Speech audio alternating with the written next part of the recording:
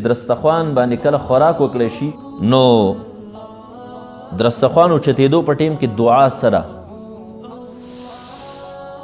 وعن ابي امامه رضي الله عنه، دا حضرت ابو امامه رضي الله عنه روایت ته ان النبي صلى الله عليه وسلم كان اذا رفع مائدته، نبی علیہ الصلوۃ والسلام چې وکله پورته کو درستخوان، یا کان اذا رفع مائدته، کله به نبی علیہ الصلوۃ والسلام د مخې نه درستخوان پورته کېده چا به دې اوچتو نقاله، نبی علیہ الصلوۃ والسلام به دا دعا وغوښته: الحمد لله حمدا كثيرا طيبا مباركا فيه غير مكفين ولا مودع ولا مستغنى عنه ربنا. دا دعا به وغوښته. الحمد لله، تمام تعریفونه الله لره دي. حمدا كثيرا طيبا، دسی تعریف کثیرا طیبا چې ډیر پاک دی، مبارکن فی او پاغی کې برکت غرزولی شوی دی.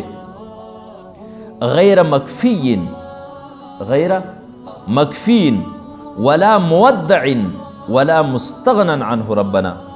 غیر مکفین چې نه دی کفایت شوی د دینه، مطلب دا دی چې یوازې دغه آخرنی خوراک نه و چې بس دا خوراک موږ وکړو دا زموږ د مرګه پورې کافي دی، بلکې د الله رزق ته موږ ټیم په ټیم محتاج یو. صحیح شوه؟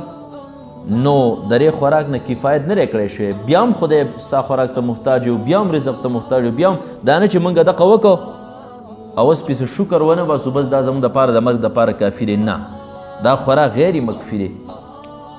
ولا مودع، او نه اخرنی خوراک دی چې بس اخرنی خوراک دی بس ختم شو، خدای بیا هم ستا خوراک ته محتاج یو. ٹھیک شوه؟ عجز پکې خپل ثابتول دي. ولا مستغنا عنه، او نه د دین استغنا شته چې موږ بیا لپاره خوراک ته محتاج نه یو، چې د عنه ضمیر دی خوراک طرف ته راجع کړي. صحیح شوه؟ چا رب طرف ته راجع کړی دی، ربنا ای زموږ ربه.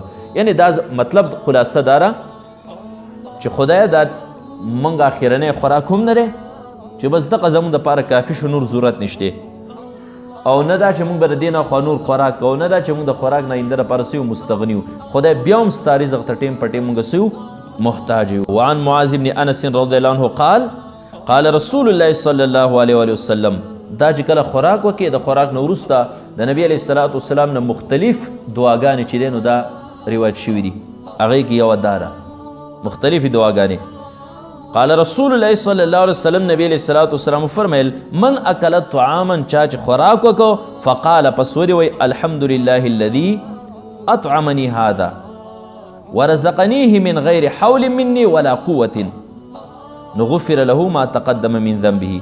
من اکل طعاما، چا چې خوراک وخوړ، فقال او دوی چې الحمد لله الذي اطعمني هذا، تمام تعریفونه هغه ذات لره دي چې په ما دا خوراک وکړو، ورزقنیه او مال دا خوراک دا رزق راکه، من غیر حول مني ولا قوة، په غیر زما د قوت او طاقت نه، یعنی زه یو عاجز یم، یو کمزور یم. صحیح شوه؟